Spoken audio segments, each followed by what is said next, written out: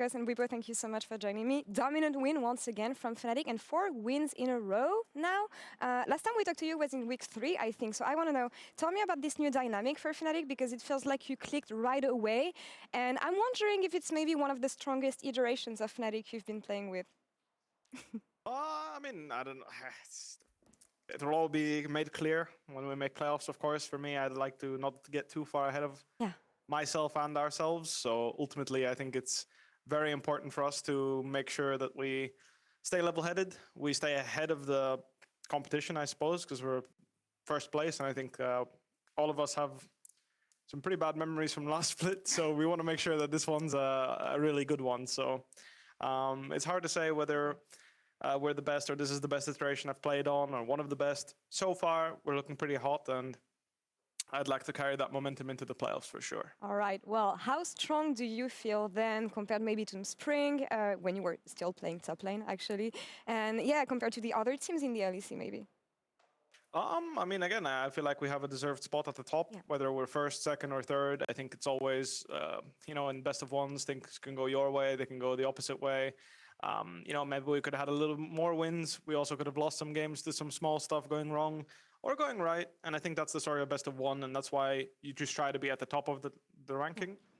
And that's what you try to, you know, focus on. Just try to get as many wins as you can. And by the end of the split, you get to see. That said, I feel like I feel very confident in my team. And I feel very confident that we can beat anyone in the LEC and even contest for the title. So I would say, yeah, I mean, it's better than, I mean, I guess my jungle career, it's looking bright. Well, tell me more about this jungle career, Bwipo, because you got the Kia player of the game here. You got it many times this split, but yeah, tell me how has it been playing in the jungle, and do you actually prefer the jungle from the top lane? It has its ups and downs, right? I think that one thing I've learned is that I think I'm much smarter about the game now that I've played jungle. I think that gaining perspective on other roles and understanding what's going on in the game is really important.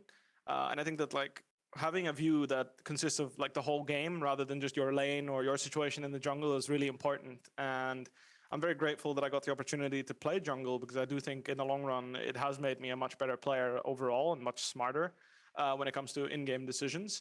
And that said, I mean, it's nice to be player of the game, but honestly, I have some really talented players on my team, and every single time this split so far, at least, I've never felt like I had to carry a game by myself. Like I've never had to like really put the team on my back and make shock, like basically start to finish carry a game. Always I've had 2 or 3, pretty much the whole team always, but minimum 3 people on my team that were just carrying the game for me, and all I had to do was make sure they were safe. Like for example, this game, Adam gave up his early game completely to make sure that the rest of the team could just dominate the game, and I think that that selflessness is something that everyone in our team has, and everyone's willing to give themselves up to give the others a chance to carry, and everyone that gets a chance to carry always delivers, and I think that that's a beautiful thing, and that's why I have so much confidence in our team right now. And that is what makes a strong team in the end. You mentioned Adam, so I have to follow up on this.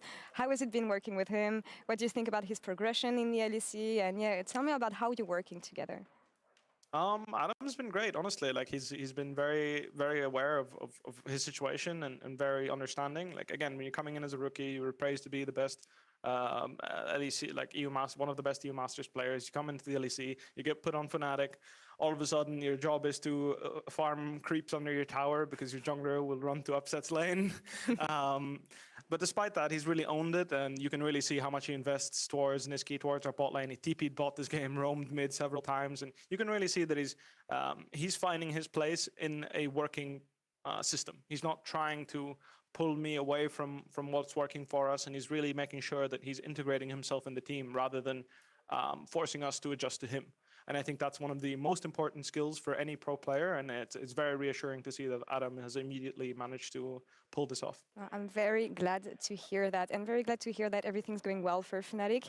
You will be playing Match of the Week tomorrow, so that's a wrap for the moment in this interview, but good luck against G2 tomorrow. Thank you very much. You're welcome, and we're going to take one last break, and we'll be back in a couple minutes with Vitality and G2 playing on stage.